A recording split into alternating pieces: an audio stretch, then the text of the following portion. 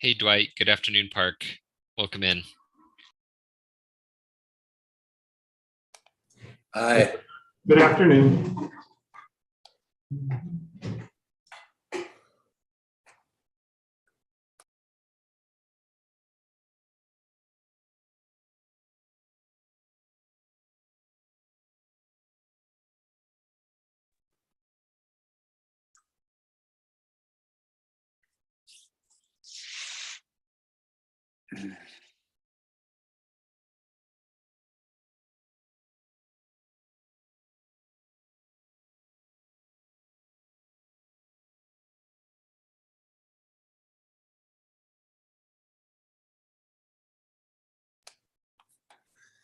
I'm adjusting my screen because I hate it when people have this sort of setup.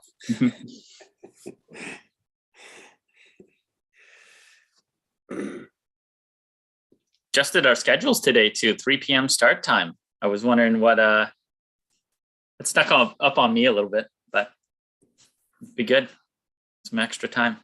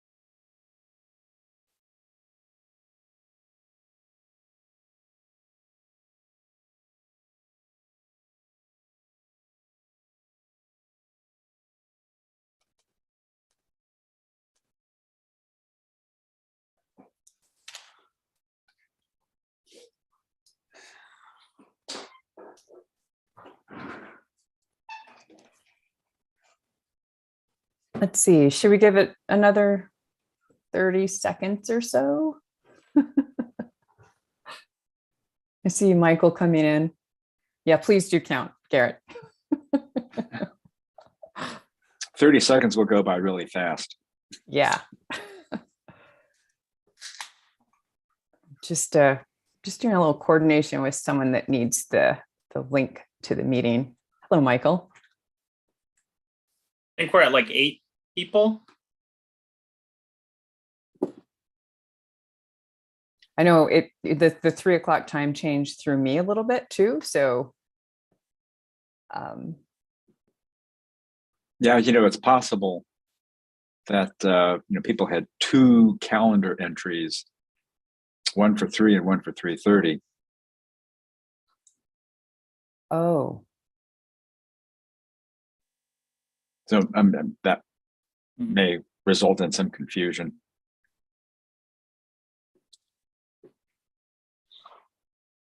fingers crossed that people figure it out. All right, I need to do one more thing and then we'll get going.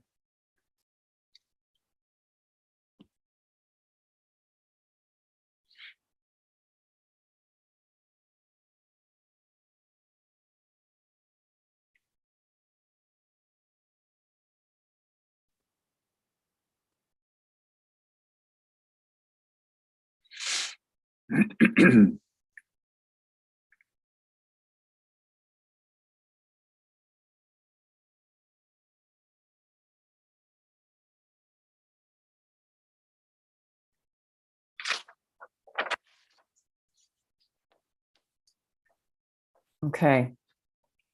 Everyone ready? Let's go. All right, Nicole, whenever you're ready.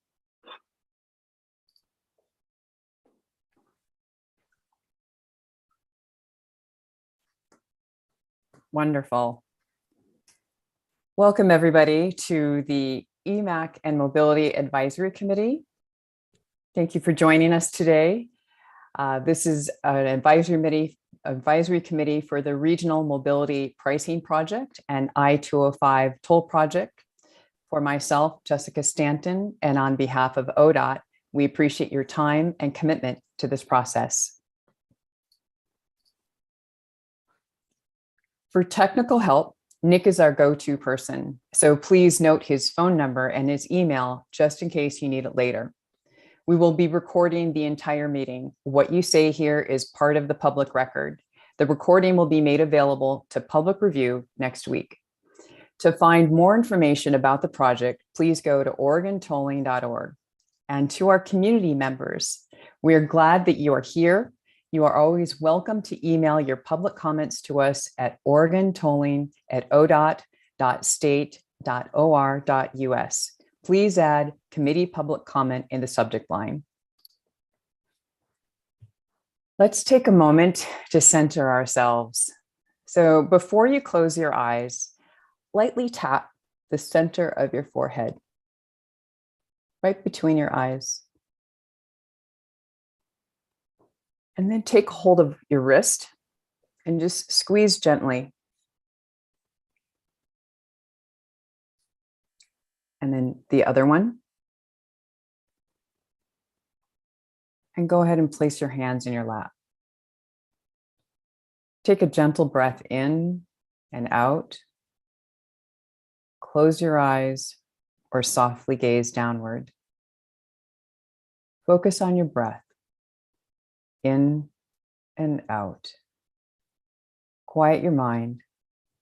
Find stillness, a pause from all the activities and thoughts. Let it all go. Breathe in and out. If the thoughts keep swirling, say thank you to your thoughts and focus on your breath. Breathe in and out. Take a deep breath in and release it fully. And slowly open your eyes. Welcome back. And thank you again to everyone who is here. So I just wanted to mention happy Black History Month.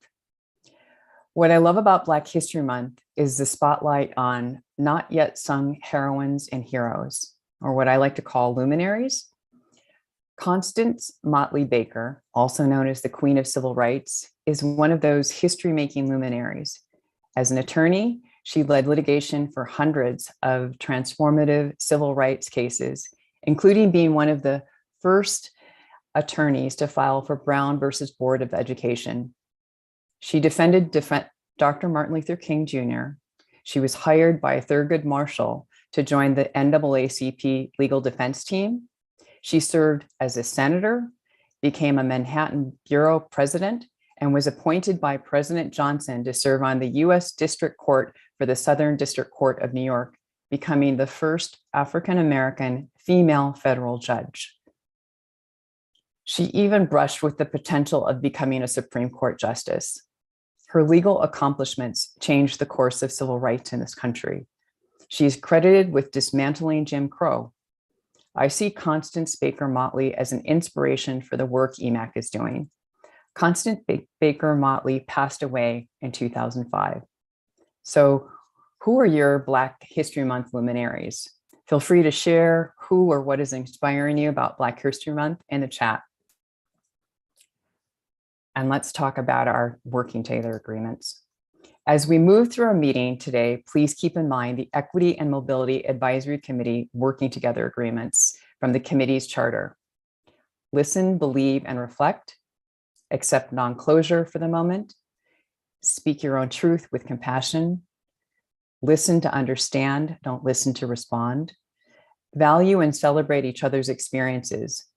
Open hearts plus open minds lead to exploration of possibilities. Make space, then take space and be concise. Bring your best thinking into the room. Attack the problem, not the person. Disagreement, frustration, and differences of opinion are acknowledged, explored, and addressed. Next slide, please. Our objectives and proposed meeting outcomes today include outlining the process for developing recommendations to the Oregon Transportation Commission, gaining consensus on the recommendations process and key focus areas, and then discussing community input and considering Emac's engagement goals. Next slide. Can we go real quick, Jessica? Can we go back one? I just want to add something that it just struck me now that what we're looking at is actually visually changed. I just want to talk for a minute about the urban mobility strategy. So it just struck me we could probably come back to this at a future meeting. But are we going to talk about that here today at all, about the rebranding and why kind of some of the PowerPoints we're looking at, or no? You know what? We didn't have that on the agenda, but why don't we do this? Why don't we take some time maybe during the public comment discussion? Okay. Towards the end of the meeting. But yeah, I think it would be great. And please forgive my lapse, everyone. There's new branding, the urban mobility strategy team. We'll get into it a little bit later in the meeting. So you're seeing the new branding. Hope you love it. Yeah. All right, let's talk about our agenda today. So we did the welcome, and now let's talk about what Emac has been at work doing since we last met, and then we'll talk about the Emac recommendations process, and then we'll do breakout rooms. We'll talk further about what are those options you'd like to see in the recommendations, and then we'll do a community engagement update, public comment, and next steps. Just one thing about the agenda: this is a 2-hour meeting. So when we're transitioning to the breakout rooms, going to and back, please feel free to take a break, get some water, stretch, and I'll try to remind you later that you'll need to just pause for yourself during this 2-hour process. Okay, thank you. Next slide. Great. So let's talk about what Emac has been at work doing since the last time we met. So at our December meeting, we talked about we reflected on 2021. We also talked about we agreed to the Emac 2022 game plan. So we also discussed, so in the lessons that we learned about 2021, committee members commented on how well the committee has been working together, despite not being able to work in person. They also shared that Emac has been given a platform that allowed them to help a large number of people. So we approved and reviewed and moved forward with the 2022 Emac game plan. And we also received a community engagement update, a prelude to all the engagement activities that are planned for April and May. So as most of you already know, January was a very busy month for Emac. And since Emac has last met, the NEPA Scuba team met on January 26th. So here to walk us through an update on the NEPA Scuba team work and what's happening with Scuba team is Abe. So Abe, if you're available, it's over to you. Sure, yeah. Hello, everybody. Hope you're doing well and staying warm. These more extended timelines around our meetings make it a little harder and more difficult to remember what we talked about a month ago or so. And so I'm rapidly looking at our notes from that conversation. I just want to review who on this list was there. It was myself, Bill, Phil, Dwight, Eduardo, Jermaine, Michael, Park, and Commissioner Smith. I'm not sure. I feel like James, maybe you were there too. I don't remember, but I shared that list in case any of you have anything you want to add to what I may forget to talk about in this report out. So for our scuba team meeting, we covered 3 main agenda items. We talked about the application of the equity framework that we helped to develop to the planning and environmental linkage phase of the regional mobility project. We talked about and reviewed travel scenarios that have been developed to showcase how somebody will experience traveling along the 205 corridor and in the region once tolling is implemented. And then we got a first look at the process that's proposed for completing the income-based toll report. So to dig into all those a little bit deeper, the application of the equity framework is going to, in what I think follow a similar approach is how we applied the equity framework to the 205 toll project and toll program there. So we will at some point see a memo that documents who are the impacted communities for the regional toll framework. Step 1 of our equity framework. To dig in a little bit deeper to the travel scenario, so we saw 16 draft sample travel scenarios of examples of individuals in our equity framework identified communities and how the implementation of a toll system would affect their travel through the region. And so we saw what would happen if they were to travel along a tolled route or a non-tolled route with the implementation of the toll system and without. And we saw what would happen to their travel times, whether they were traveling by transit or in a vehicle. And for a large part, we didn't see, from that sample, we didn't see decreases in accessibility to job locations or places of community importance or medical appointments. But I think we also didn't see a huge increase in travel times. We saw mostly a maintenance and a maintaining of the status quo of what we have today, which I think is a small win given that we have increasing population happening in the region between now and 2045, but it also really carves out the work that we have to do around generating recommendations to advance equity for our equity framework identified communities. And then to look at the income-based toll report process a little bit more, in a couple of steps in that process will include summarizing a scan of best practices around the region and country around income-based toll practices, doing some stakeholder engagement and community outreach to ground truth those strategies to understand what would work in our region, and then putting that all into a report and prioritizing and recommending specific program options for the toll programs.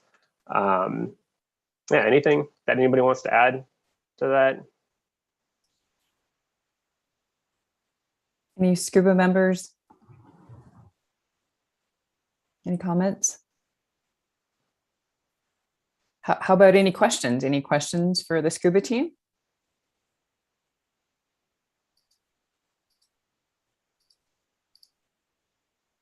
Well, we're around if you want to talk later. Thank you, Abe. This is called infinite trust. Right. I guess I had one quick reflection on the income-based toll report. I was looking at the actual, we got a preview of the draft outline for that report in the SCUBA team meeting, and there was a bullet in there that's talking about the high-level assessment of cost, revenue, and system performance impacts from a low-income toll policy, and detail specifics around system performance, traffic, and revenue.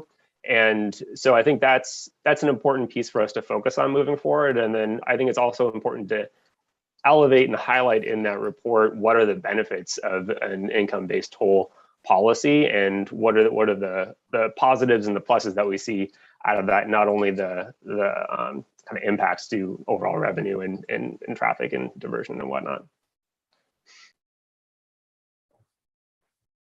Thank you so much, Abe. Any comments for Abe or SCUBA team after the last comment? Okay. If you do, please feel free to put them in the chat or email us afterwards. So NEPA SCUBA team next steps. We will be meeting in March on either the 23rd or the 30th. We're still developing the agenda, but we're thinking that it's going to include step 1 of the equity framework memo. And we'll also have a climate sensitivity update from the project team and hopefully more next steps with the low income toll report. Friendly reminder, all Emac members are included and welcome to come to the SCUBA team. Snorkels are provided when you come. All right, next slide, please. Emac recommendations. Now let's talk about unfolding the path for the Emac recommendations. We'll look at the process, come to consensus about it, and hear about ODOT's analysis of select options, and then we'll break into smaller groups to discuss which options, also known as key areas, will be Emac's focus for the next 5 months. Afterwards, we'll all come back together as a full group to hear how those small group discussions went, and based on your discussions, we'll consider updating the key areas to include in the recommendations. Next slide, please. So let's walk through this summary of the Emac recommendations process. In the summer and early fall of 2021, Emac developed policy and strategy options, approximately 67 by my count. Then by late fall 2021, Emac developed the foundational statements, which were approved unanimously by the OTC in November. So that's the first part of the arrow over to the left. Then moving to the next steps in our process, in February through March, Emac will select messy middle recommendations for further engagement and analysis, set a plan for the remaining recommendations, organize questions for engagement and analysis, and deliver draft recommendations. In April and May, Emac will conduct engagement and analysis of those key areas. And then in June and July, Emac will finalize the recommendations for the Oregon Transportation Commission. So hopefully you all have had a chance to look over the spring recommendations work plan, which describes this process in greater detail. So for right now, I'm going to pass it over to Phil so he can discuss what the navigators worked on in January and in early February. Over to you, Phil. Yes, thanks, Jessica. And hello, everyone. Yes, hopefully we're all staying warm in spite of what looks like nice warm sunshine. The navigators last met early part of this month. I think it was like on February 4th. And the job there was to look at all of these potential recommendations and to try to figure out how to focus our time and energy in the most useful and productive way, recognizing that some of the recommendations on our big list are pretty obvious, don't require an awful lot of work, and therefore are almost a given. And then there are other recommendations that are really pretty aspirational and perhaps will come much further down the line. And then there's the broad group of recommendations that, Jessica kind of referred to as the messy middle, which are ones that are exceptionally important, but do require more information, more analysis, and more thought. And so the navigators kind of looked at, especially that group, and tried to figure out, well, what is it and how do we think about these recommendations that truly reflect the value that Emac would add to those recommendations.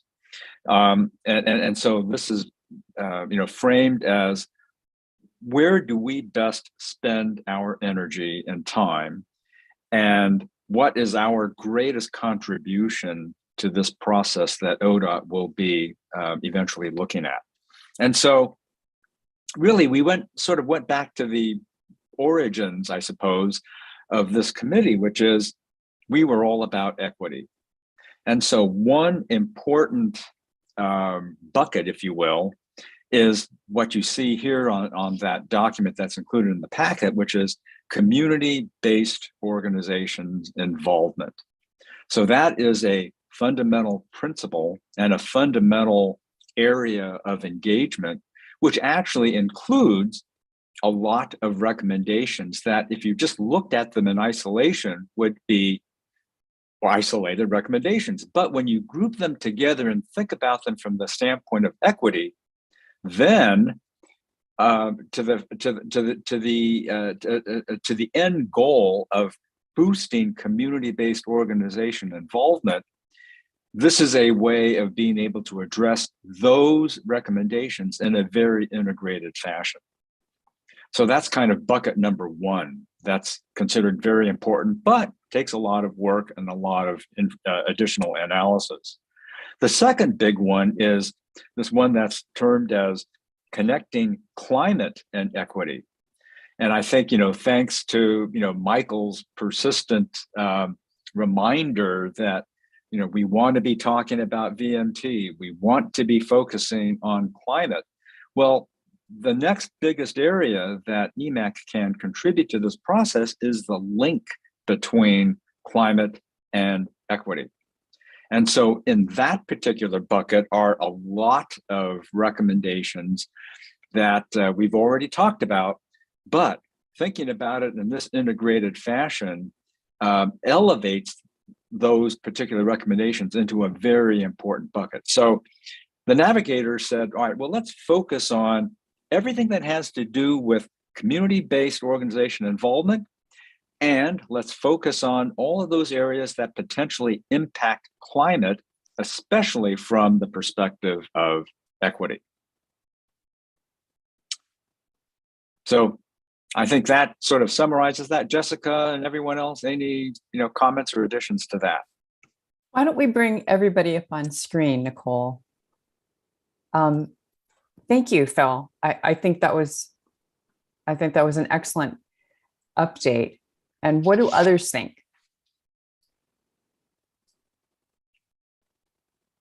Any other navigators, comments to add or questions?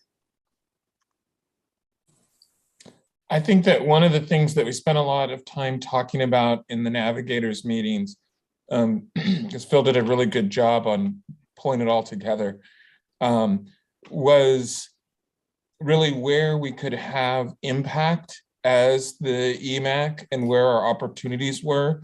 Really, for me, my big takeaway from that was that we're going into an area that hasn't been done before. So it's kind of created an opportunity. This has created an opportunity for us to kind of affect change and kind of how we want to use this opportunity. And so we spent a lot of time really trying to discern what our opportunity was. And that's why, we try to boil it down to areas in which maybe have been overlooked historically, or really no one's ever really paid as much attention to. And that's what really helped us boil down our focus, because we don't want to lose this opportunity to actually influence the decision making. I hope and just to add on to what James just said, I think when we think about all of the different groups and committees and so forth that are weighing in on this whole tolling project, it's Emac that has that unique position of being able to think about all of this from the perspective of equity. And that is our value added contribution to this process. And so I think that basically, adds on to what James just said, which I think is absolutely spot on. And I'll just build off it from an ODOT perspective. I think what you said, the value added piece, Phil, and it's like, where can we best get that value added from Emac? Where can you provide us that direction? And I think these two topics, how do these large transportation projects involve community organizations at the start, during contracting, at the end, ongoing? It's a new world out there. And it's one that I think is, we're still trying to grasp to how to do that more systemically. And I could say the same about climate and equity as well. I think what happens is you even see this sometimes with like public health or housing. They come up as issues within the transportation system that transportation has connection to. But a lot of times they're dealt with in a very siloed fashion. We study equity over here, we study climate here, and transportation there. And the collapsing of those two silos and figuring out how do we pick the best bang for our buck, something that not only addresses equity, but also reduces GHG and meets our climate goals, is a tricky topic. And so we would absolutely love to get more feedback and thought from this wonderful group, and kind of build off the work we did last year in transit and multimodal and affordability, and neighborhood health and safety in the diversion world, to help address some of these topics. We could really use your feedback on that. So.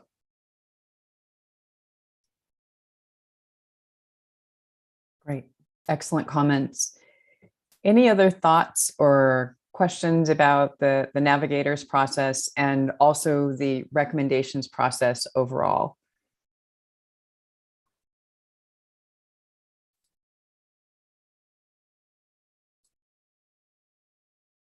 I'm not seeing any hands. I'm not hearing anyone. So, well, let's do this now. We've talked about the recommendations process in the navigators meetings in January and early February. So is everybody ready to move forward with the recommendations process that we've outlined here and that you received in the meeting materials?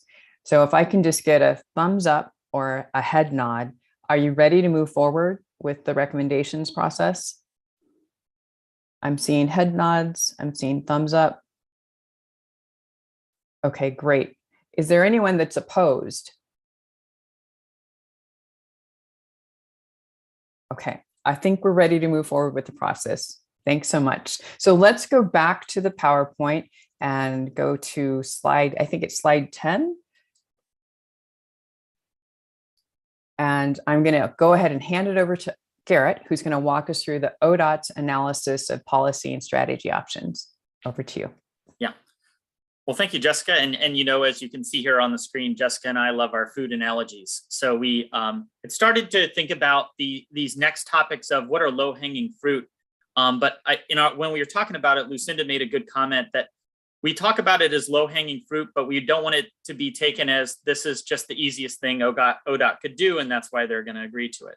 We really see this as fruit that's been worked hard to grow and ripen on the vine and is ready to be picked now. That there was a lot of thought and time and energy that went into at least these first steps here, and you all through a lot of your work last year and really helped make it so.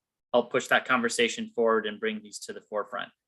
So when I referred to these low-hanging fruits, they are delicious and ripe and ready to be picked, and they're actions that have been accomplished by ODOT or the OTC, Oregon Transportation Commission, or they will receive ODOT's support in a kind of a future decision-making process. Next slide. So our first basket of fruit, and yes, I'm going to carry that analogy through, is the working with transit and multimodal transportation providers. We have a committee, a transit multimodal work group, which Dwight attends, and then not specifically John, but other people from TriMet as well have been integral in that process. And so a couple of bullet points here, that public transit should be exempt from paying tolls. That we're going to work with transit agencies to support equitable investments, that we acknowledge that transit investments help enhance alternatives to driving, give people better choices, but not everybody will necessarily want to get on transit, which I think when you all wrote that, you were thinking of just a bus. And so that's where we're also working towards van pool, carpool, shuttles. What are those other options that could help move that mode shift and provide options? We will be studying the impacts to transit and transit demand, especially on local roads and the current service lines that are throughout the system. We're trying to work best with smart and small transit providers or TriMet on what are those studies that we can do that would actually be helpful data to help that, and not just do our study kind of off on our own. And that the idea, and this fits well within the Oregon constitutional restriction, but the idea that capital investment in transit and multimodal safety could be prioritized in those areas impacted by diversion. And that is an emphasis we'll take into the draft environmental assessment. And for the I-205 toll project, the earliest we'll see that here is in June of this year. You'll see our first cut at transit and multimodal mitigation. Next slide. Our next basket of fruit, and then Abe, I'll get to your question here, is the involvement and analysis piece of it. And so that's centering the equity framework, and equity framework identified communities in the decision-making process. Again, that's something we continually will ask questions about, but that commitment to ask that question is there at the forefront.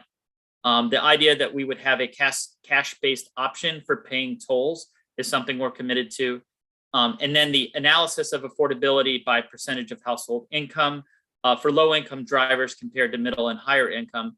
Really, we see that as essential as being able to discern for equity.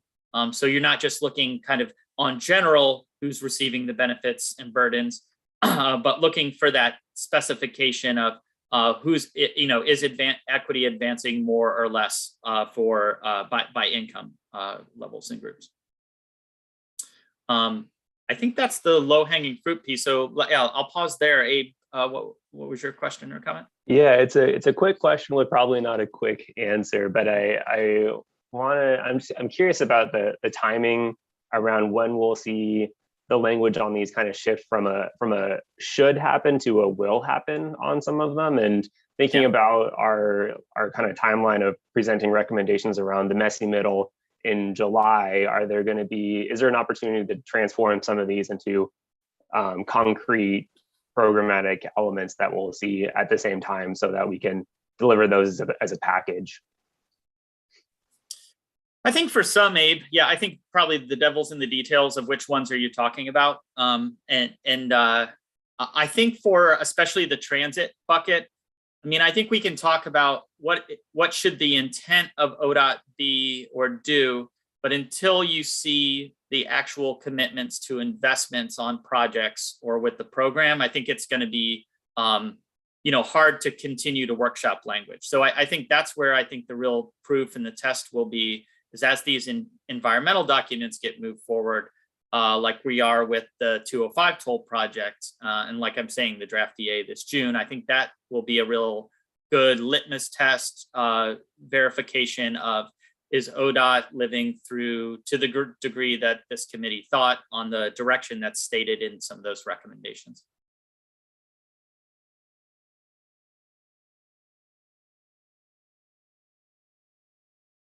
All right.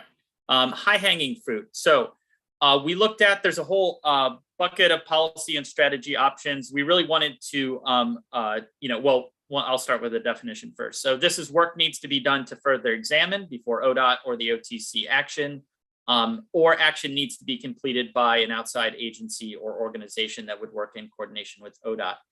And that with your Emac game plan, that you worked on, like Jessica was saying, at the end of last year, and that work will continue to work on as kind of a working document. We have taken all of your policy and strategy options and showed how they could line up with decision-making processes that the OTC and ODOT will be making here in the next few years. So that's what that second bullet point is speaking to. Next slide.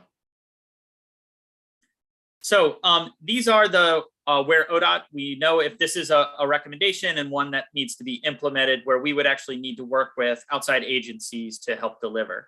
And so that the transit oriented development and the coordination with affordable housing. The second bullet point is really on, there's a lot of longstanding needs within this region to provide transit and transportation options.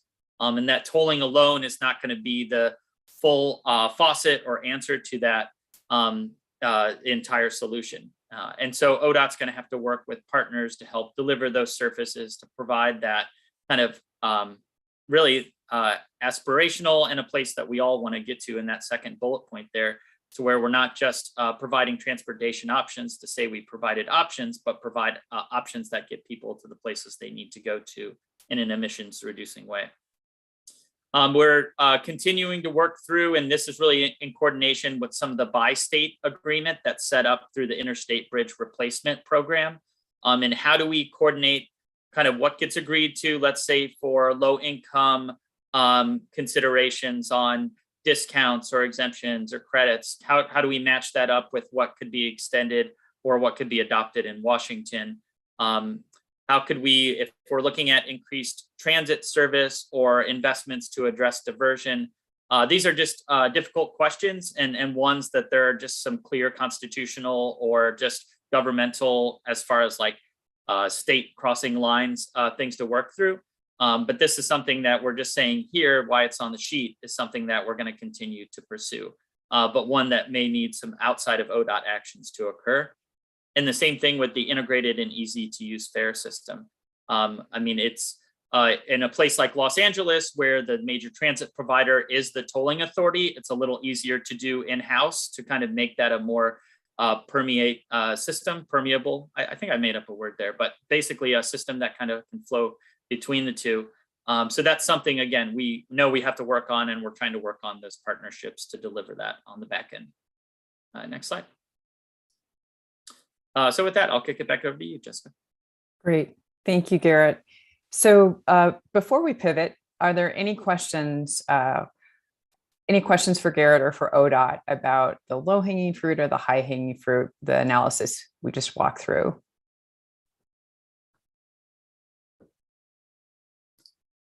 I'm looking. I'm not seeing any hands raised.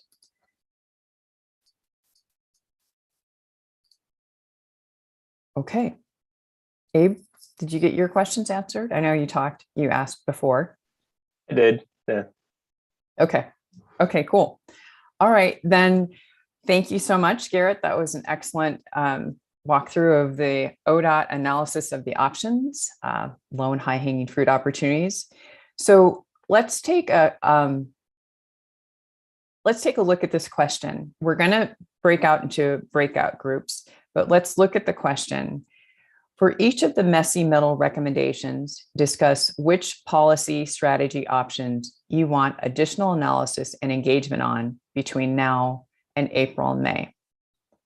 So that's the overarching question. Thank you, Joey, for putting that in the chat. That's the overarching question. We're going to go ahead and pull everybody back up on screen, and we put the question in the chat. We'll spend about 40 minutes in the small group discussions. Then we'll come back together as a large group to hear from each group the answer to this question. So right now, we're just, be patient, and Nick is going to go ahead and start organizing you and moving you out into your breakout groups. But if you need to take a quick break and get some water or stretch, please do that in this transition or in the transition back. We'll meet back here as a full group at 4:20 p.m. For members of the public who are joining us today, there will be a public breakout room. So the information to join the group is located on the first page of today's meeting agenda. In the breakout rooms, we'll be using Jamboards to capture the group input. If you have any technical difficulty, please reach out to Nick. We'll put his information in the chat. So anybody, if you get dropped in the transition, please keep Nick's information handy. His telephone number and email address are in the chat right now. So sit tight, take a quick break while you get moved into your breakout groups. Yes. So Jessica, just for clarification, so we're going to be using this as a focus or as a centerpiece for discussion, correct? Yes, so that's the messy middle reference sheet that we sent as materials. And so have that handy. And then you may even want the 2022, 2025 policy and strategy options, that wonderful big document that we've been looking at since December, I think. So, but most primarily look at the messy middle reference sheet. And your facilitators will guide you through a conversation where you're going to, decide, are these the options? Are there additional options that need to be there? But at the end of that conversation, we want you guys to come back as a big group and say, this is the collection of options that we want to do further analysis on and that we want to move forward with for the next couple of months and turn them into recommendations by July. Does that make sense to everyone? Mm-hmm. Okay, good question. Any other questions? Okay, I am not seeing any questions. So Nick, we're ready to beam up whenever you're ready to take us. Okay. Bye, Garrett. Have fun, everyone. Yes.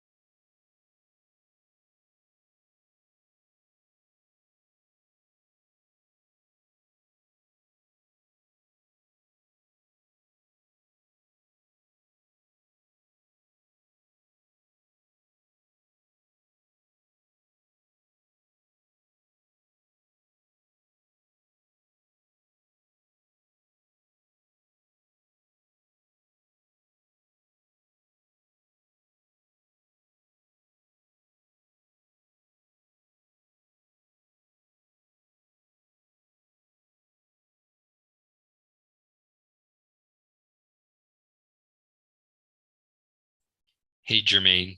Welcome in.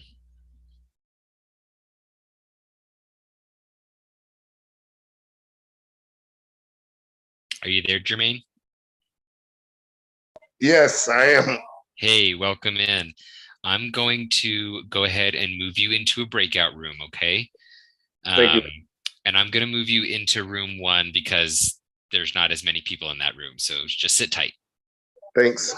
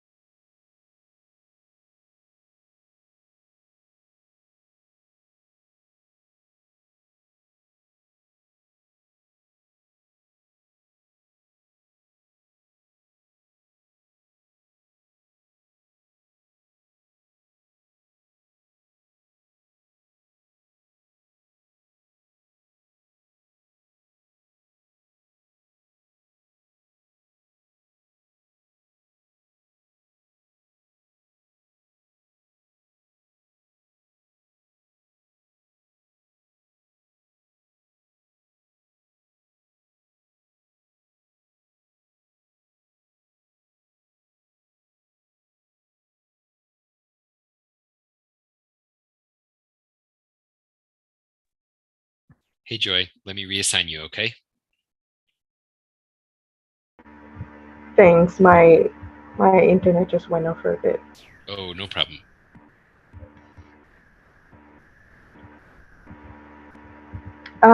I think I'm in group 3, breakout room 3.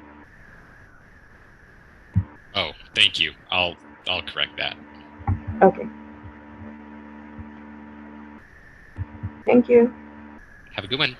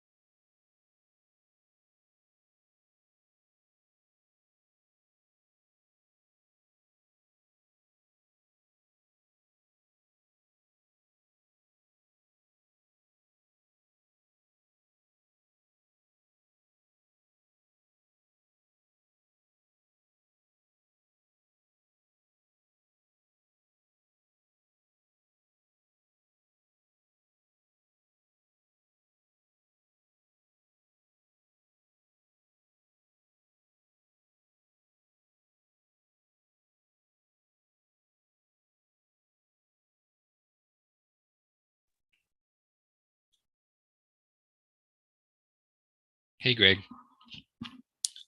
I'll get you reassigned. You're in room 1, right? Yes, thank you so much. Sure thing. Just a sec. Okay.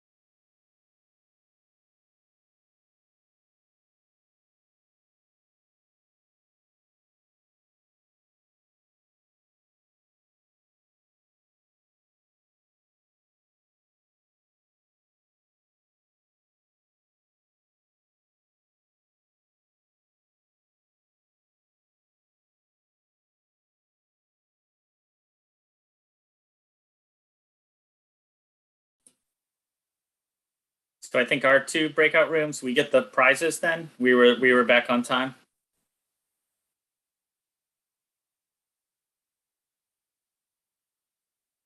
We all get prizes, Garrett. Oh, thank you, Nick.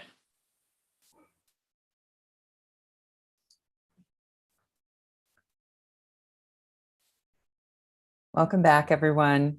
I think we're gonna give it 30 more seconds. I hope you're able to stretch or get some water. Take care of yourselves.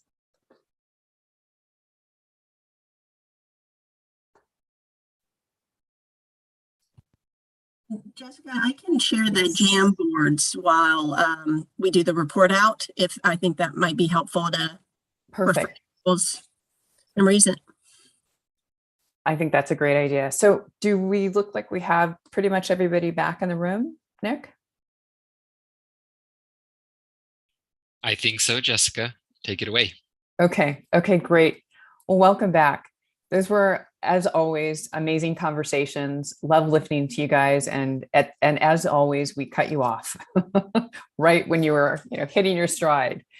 But let's go ahead and hear what you talked about. Why don't we start with Anne and Park? Yes, I think Park was ready to do a little bit of a report out. Beautiful. Yes, but I'm going to be quite general. We got a good start with Sharon indicating what they could use is really higher level strategy and goals in direction, rather than getting into the nitpicking of specific policies. And then we went down through and really didn't disagree with any of the things we were looking at. Although people wanted to do editing on several of the items,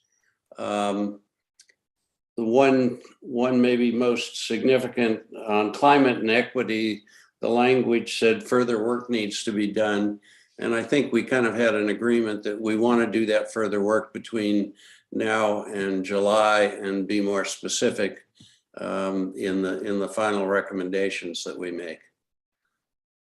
Generally, though, I think the group was supportive of all of the comments that were made, just thought we could do a little improvement with wordsmithing.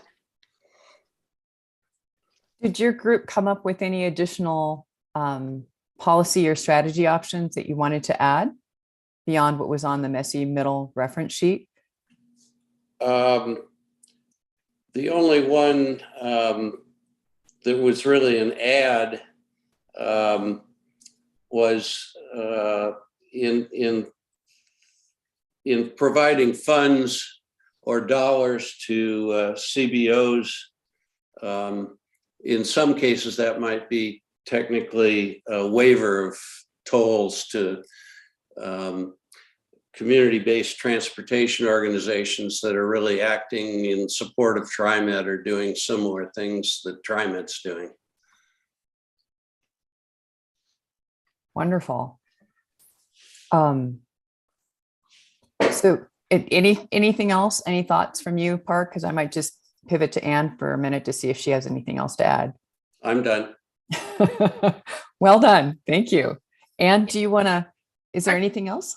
Park summarized it nicely. I think one thing we also talked about is the one recommendation related to disadvantaged business enterprise investment, that the group was really asking the navigators to tease that one apart a little bit more, because there was a lot of questions about what exactly that meant, because it doesn't include community in there, and there's just a lot of different places it could go. So the challenge to the navigators is to spend a little more time with that one to clarify exactly what that recommendation would be. Excellent. And anyone else from Anne and Park's group want to weigh in?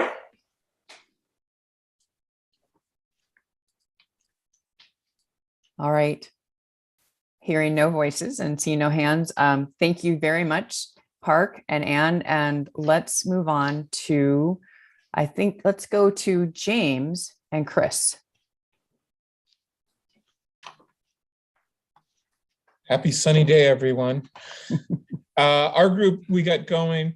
We spent the majority of our time on the CBOs. Just once you start getting into it, the time just kind of disappears. So yeah, that disadvantaged business piece, we touched on that, and that definitely needs some more definition, some greater understanding what those federal requirements are and what measures that we see to define how we would look at what is a disadvantaged business and how they might be impacted. We know that diversion is going to be a big piece of business impact, whether positive or negative. So yeah, more analysis needs to happen there. The other piece we spent some time on in a kind of a different way was on the first bullet, which talked about the funds and the distribution of those funds. And one of the key pieces there is when you looked at local elected officials, they have some questions as to how those funds are going to be managed and distributed. There needs to be additionally some more in-depth research as to what are the parameters of use of those funds, because if we're talking about federal funds or state funds, a lot of times they have a lot of strings, just to be easy, attached. And so we need to understand what those strings are. And so that as those monies are distributed to CBOs and so forth, they have clear understanding, as well as the local elected officials have clear understanding of what their role and input is and how those funds are going to be distributed. So that's some additional work that we need to do. Going down into the connection to climate and equity, we didn't have as much time on this area. So one of the things that we looked at, of course, was the VMT, which is very popular with this group. But one of the things that we understand is that using VMT as a measure of success, we need to also make sure that that measure of success isn't going to impact the affected communities that we talk about here at Emac. And so we need to figure out a way in which we're going to be able to track and to monitor that the drive toward reducing VMT isn't a heavier burden on the affected communities that we're trying to protect. So deeper dive on understanding of the projects related to VMT and how they would impact communities along the corridor and in the region. That was one of the key pieces that we looked at when we looked at climate and equity. I know I'm probably forgetting something, so if anyone else wants to fill in, that would be great. James, oh, go ahead. I was just going to say, I think you got it all, James. Well, Amanda and James, were there any additional options that you wanted to add to the messy middle for further analysis? No, we really didn't have time to come up with new things. I mean, there's a lot of areas that need more analysis. Just in my opinion, going through those things. Yeah, to Park's point around wordsmithing, I think we could probably wordsmith and skinny the group down because there's so much overlap with a lot of those things. And I guess that's where the messy in the middle comes from. Okay, excellent. Anything else from James and Amanda's group?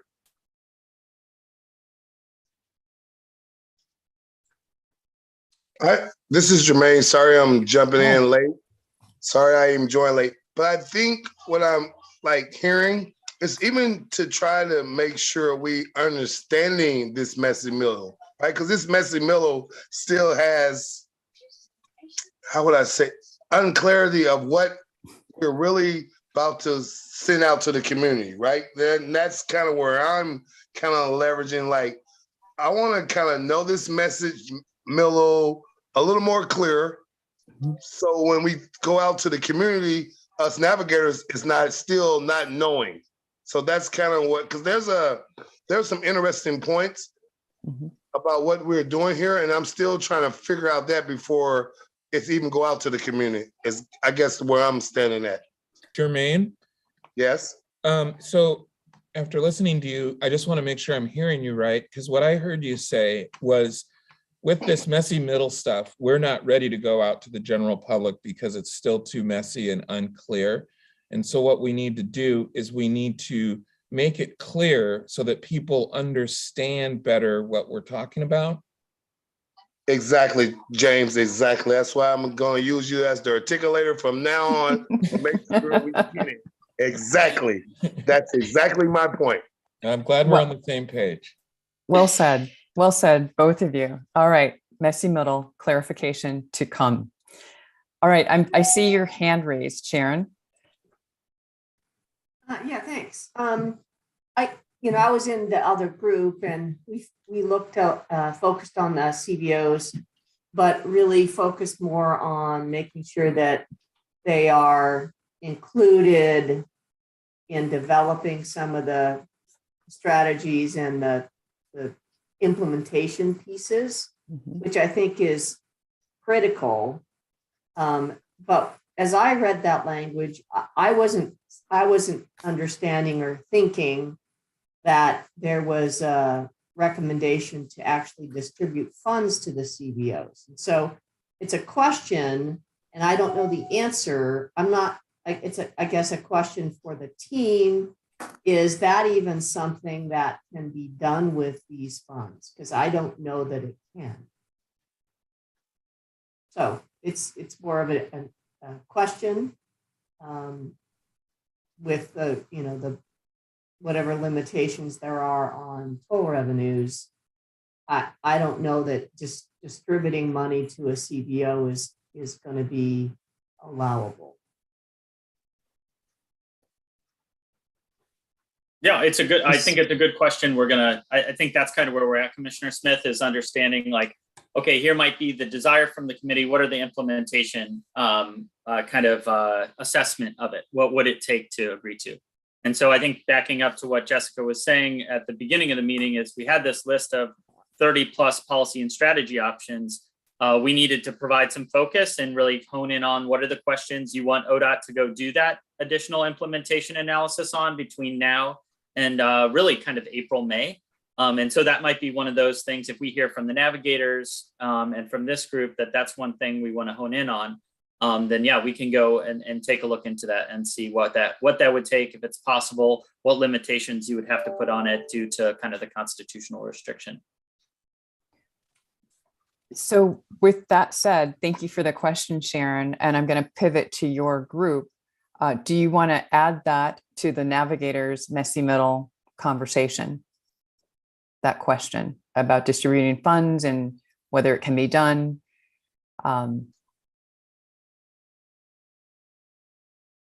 That's a question for Nicole and Sharon's group and Bill. So Sharon, I think, was in Ann's group. Yeah, my apologies. Okay. That's okay. That's okay. But if you want to pivot to, I guess we can hold for a minute and see if there's a response to that question. Yeah, that was a good question. Do we want to add that question? And that's really just to all the navigators. Yeah,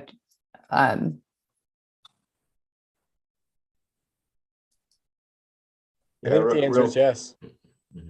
I think we're going to have to answer it regardless if we go forward with some of these recommendations. So it doesn't really need to be a question because it's on the path to being answered anyway. That's sort of how I view it. Okay, that's good. Well, with that, we'll go ahead and pivot to, unless there's any more conversation around that topic, we'll move to Bill to report out from your group. Sure. So the ones that we went with, we started with the CBO, and point number 1 is the one that we want to move forward, which is dedicate % of toll revenues or money annually to community-based organizations. So there's that question right there. Before we can progress with that recommendation, that question needs to be answered. And so that was sort of our main one from the CBO group. For connecting climate and equity, we chose 1, which was climate equity needs are connected and solutions must be developed to address both at the same time. And it continues to mention VMT. We chose number 2, which is provide enough investment to ensure reliable emission reducing and competitive range of transportation options are provided to advance climate safety, mobility goals, etc. I'm trying to paraphrase.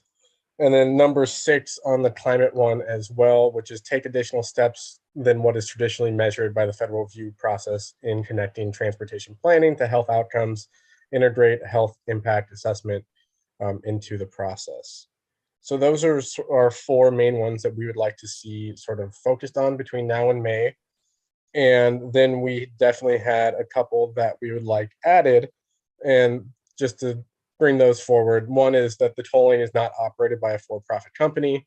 The other one is Emac reconvenes in a year or 2 after tolling implementation to see if the equity outcomes are being met and then propose changes if necessary.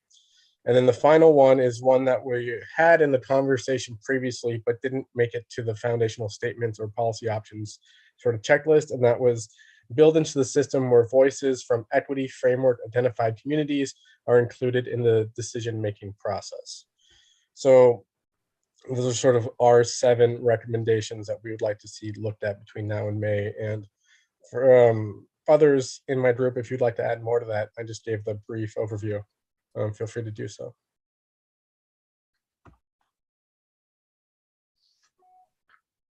Anyone else? Nicole? I was just going to say, I think that was a great summary. It was a really robust conversation, and I think that captured the high points or the key points. Maybe they were all high points. So I am hearing that there were at least 3 options that you did want to add. So that's great. Were there any options that were listed in the messy middle that you wanted to take away or edit? I mean, I think not edit wordsmith, but just any that you wanted to take away. We didn't even make it to that part of the conversation. We were just trying to figure out what we aligned with.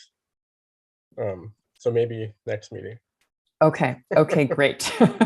All right. Well, thank you everybody for these amazing conversations and the excellent reporting. So I guess the question is now, it sounds like we have given navigators some more messy middle to deal with. So we'll be moving that conversation into March, and then we'll be doing further analysis and engagement around those options that we already have identified, and then the new options that the last group just asked everybody to review. Any thoughts, any other questions about the reporting or the conversations you just had before we move on? Oh, Garrett, well, I was just going to say, if you... Oh, I'm so sorry. Of course, Garrett. We had 3 wonderful members of the community show up to our public breakout, and it was great. We had a good conversation, and we have a Jamboard. It has a lot of really constructive things on it as well.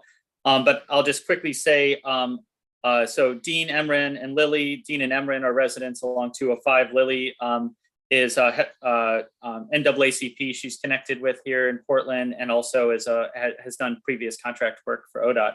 And so one of the things resonated with them that I heard kind of thematically here was just turning some of those adjectives that are a little more passive into being something that's a little more active, like increase, do, that piece of it. Maybe giving more concrete actions or measurables on those. And then she brought up Lily brought up this interesting point around not just when you contract with DBEs, disadvantaged business enterprises, a lot of times you have to be of a certain capacity or have certain equipment to actually do some of the construction work. So if there were ways that ODOT could work on helping disadvantaged businesses that don't have like the equipment or work that prepares them to be ready to receive one of these ODOT kind of construction contracts, that maybe we could, there could be some kind of like internship or other kind of program that helps grow those businesses to the place that they're actually able to receive these ODOT contracts as they come out. So I thought that was a cool little like nuanced piece of it that I hadn't been thinking about before. So that's our public breakout. Excellent. Thank you, Garrett. Okay, I was just thinking about how we bring that into the navigator's work, but we'll talk about it more. Again, it's kind of the messy middle.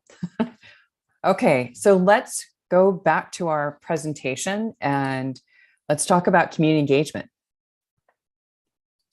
I'm going to quickly pass it over to MJ, who's going to give us a great update on all of the exciting activities going on in community engagement.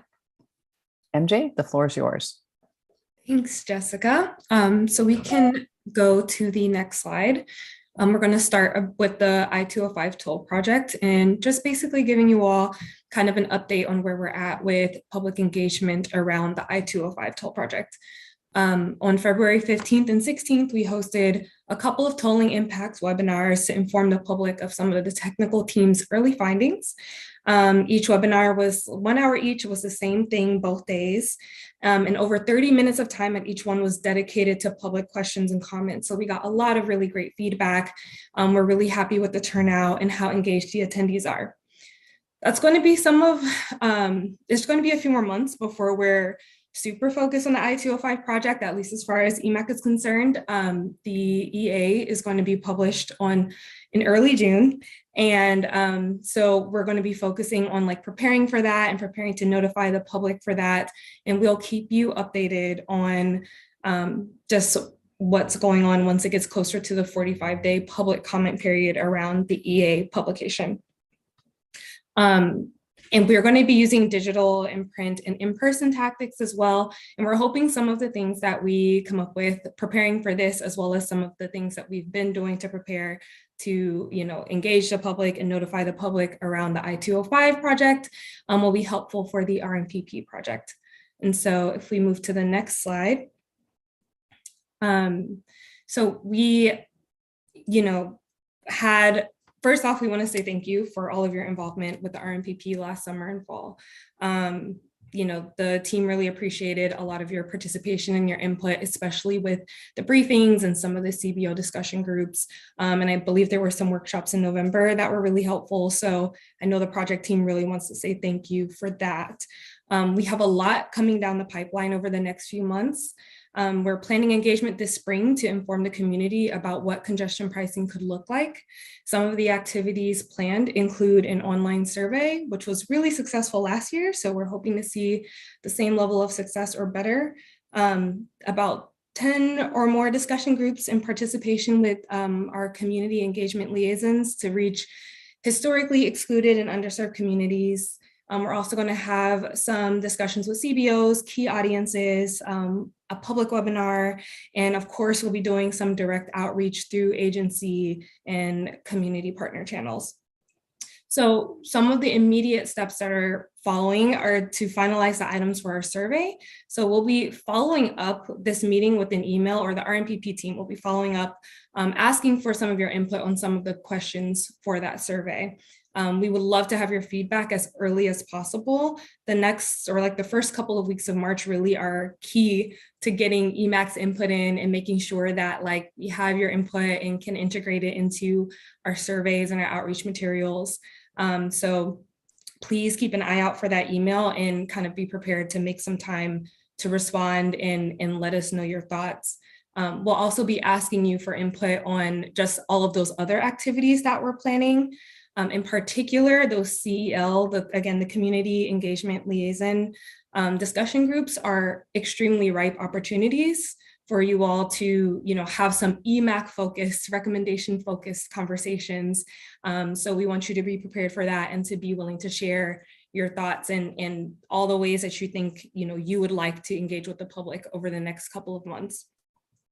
And we also want to remind you that, you have a whole consultant team at your disposal, as well as the project team. And so as you think about the ways that you would like to engage with the public, be it those things that have just been mentioned that the RMPP is already planning, or if you have other ideas in mind, also keep in mind that you do have us as a team to help you. So think of us as a resource while you're doing so.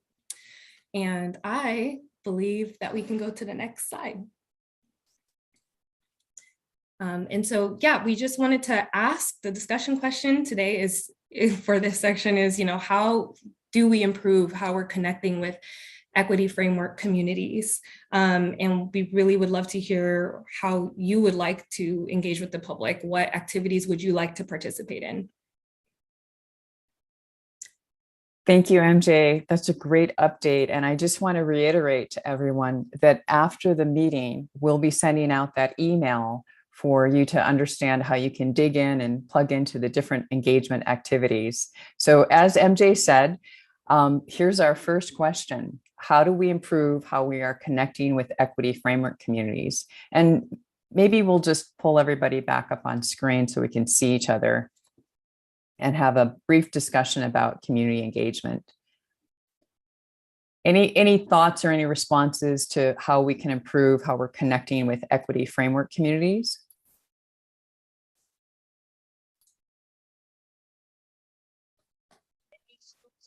I'm gonna jump in. Good, Jermaine. I'm gonna jump in. I would like, because I've kind of reached out to James, but I would love for Emac members, especially to come out to the Black community engagement events we have, such as like we have one of the largest Juneteenth event that's possibly going to happen out in Oregon, right? We're probably going to bring like 3,500 people to this June event. I don't know, due to this COVID, what we're going to do. But with that, there's a lot of opportunities that I think we can engage with our community, but I would love for Emac other members to be part of this, to engage in, like, so we have spring break, summer camps, all these different opportunities that I would love to give open invitation for all Emac members to engage with this community to get this information out. So that's one thing I would love to just put that on the table. That's huge and generous, Jermaine. So I think after this meeting, when we send out that email, we'll also find a way to make sure that people can get connected to you to find out more about those events. And I'm seeing John raise your hand.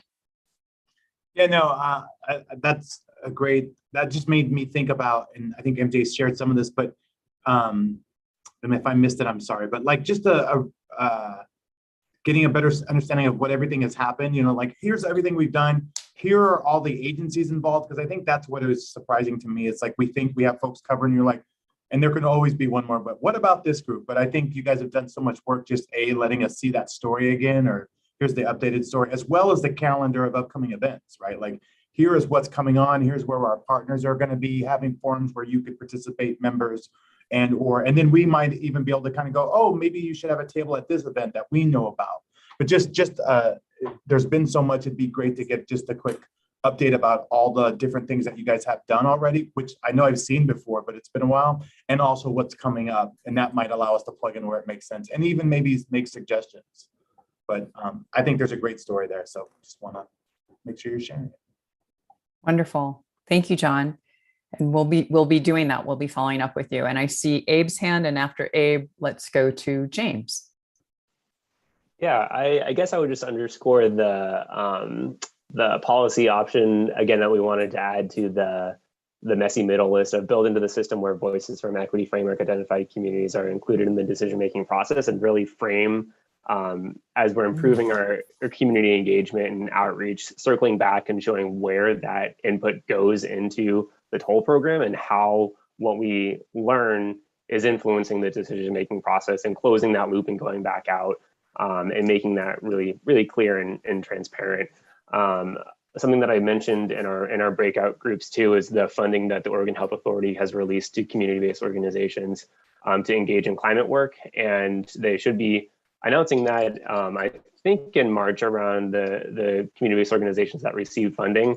And I think it would be a great dot to connect to avoid overburdening community groups at this time, and try to sync up some of those efforts with toll program outreach and groups that are receiving funding to engage in this work. Excellent. I just want to make sure, MJ, did you hear that? I just want to make sure that we're going to be able to follow up with everyone with all these great comments. Is that making sense to you? Yeah, it is. Okay, wonderful. Thanks, Abe. And I'm going to go to James, and after James, we'll go to Phil. So I'm real quick. I just want to kind of follow up on what Jermaine was saying, and I don't have specifics, but I think that this is a very, just reading the public comments and that sort of thing, this is a very tricky project. And I think given that, we can't be afraid to get out in front of people. Like, I don't think that it helps us to hide behind screens and hide behind documents. I think that we actually need to get out into the communities, whether it's Emac, all leadership, so that people actually feel like they've had their chance to engage with decision makers or people that are driving it. Because I think that that will help to build support as we move this forward. Thank you, James. And I'm going to take one last question, Phil, and then we're going to jump to our next discussion. Okay. It's not so much a question, I don't think, but I was just going to follow up on what everyone else has said, and with it just maybe a very simple comment, which is, you know, sometimes it's useful to partner with select community-based organizations and actually ask them how they want to be included. Mm-hmm. So in other words, rather than us determining how they will be included, ask them how they want to be included.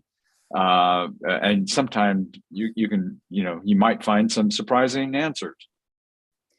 And maybe to that point, Phil, if you all as members are connected to those organizations, maybe you can report back to the group, you know, best ways to connect with them. Mm-hmm.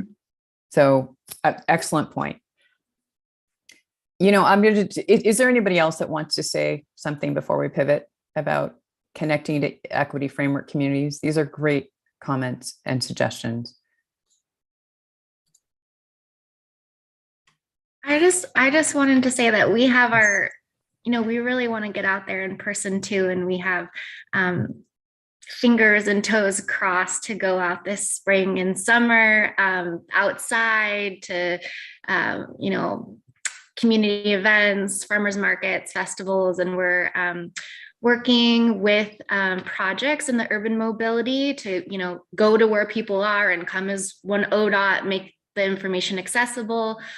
So we can share the list of, you know, some of the places that we're looking at, and we'd love to get your input, you know, where else we could go. We're also getting input from our community engagement liaison so that, you know, we're also thinking about new spaces and other communities that we're not currently reaching. So it'd be great to get your input on that too. And we hear you. We really want to be out and about there.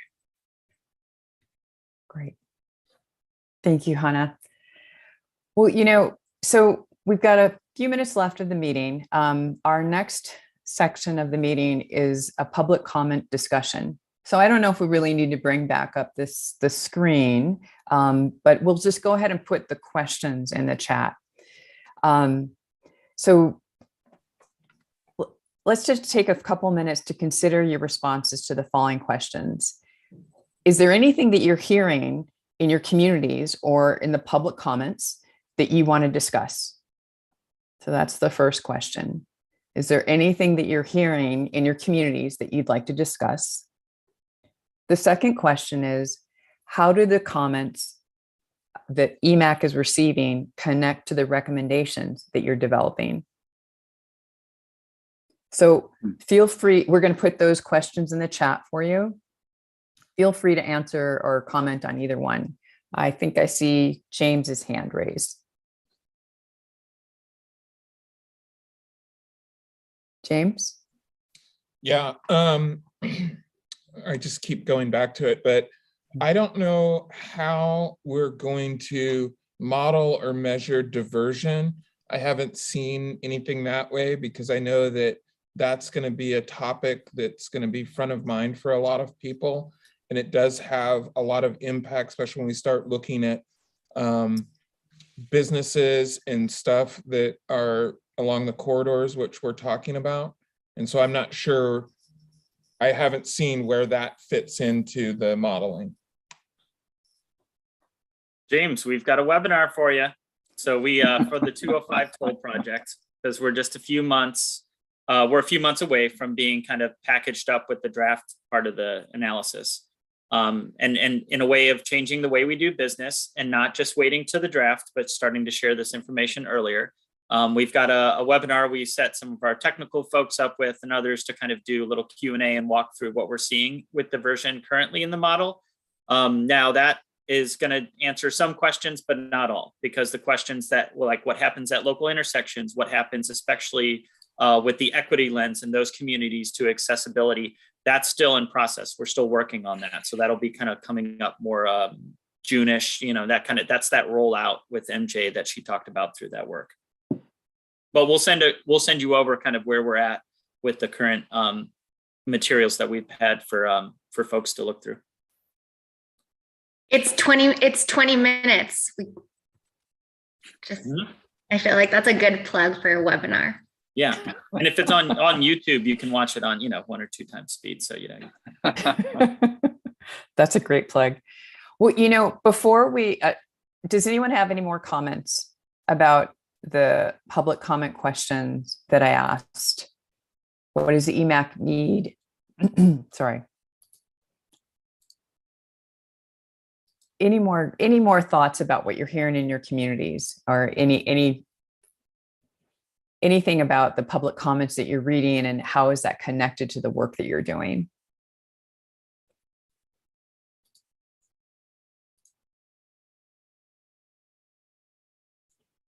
Okay, I'm seeing no hands raised. So I think this is a good time, Garrett and Hannah, if you want to talk about the UMS new strategy and the new branding and what that means to us.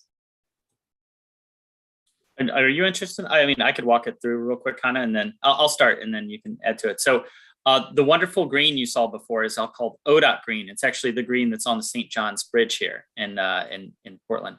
And so that's a part of this, what's called now the Urban Mobility Strategy. Previously, and I'll try to get the acronym right, it was called the Comprehensive Congestion Management and Mobility Plan, the CCMMP.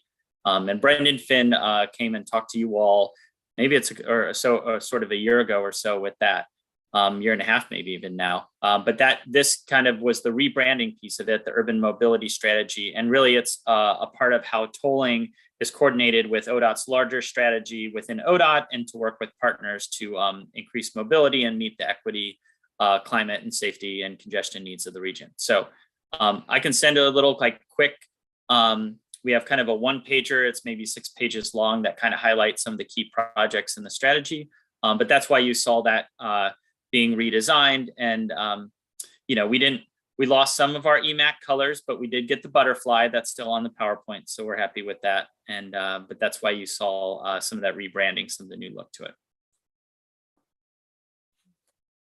Thank you, Garrett. Hannah, do you have anything to add? No, that was great. Okay, perfect. So you know what, let's go back to our PowerPoint if we can, Nicole, and we're going to close this out.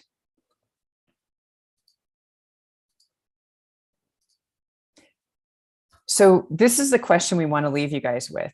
What does Emac need from ODOT and partners to support final recommendations to the OTC by June 2022? That's the question for the next 5 months. So keep that in mind. Next slide, please. So here are our next steps. We're going to do the Emac Game Plan 22, the next steps involved in that. And we'll do the Emac engagement next steps. So keep an eye out for that engagement email. And now we've got some great input, so we'll be adding to that email for you. And then we'll be holding navigators and scuba team meetings in March. So the navigators calendar invites went out for March 9 and 11. Scuba team invites will be going out soon. The next Emac meeting is April 27th, 2022. And please fill out your meeting evaluations to help us continue improve this meeting. Closing thought, we talked about at the beginning, Constance Baker Motley as an important luminary. Who are your Black history luminaries, alive or not?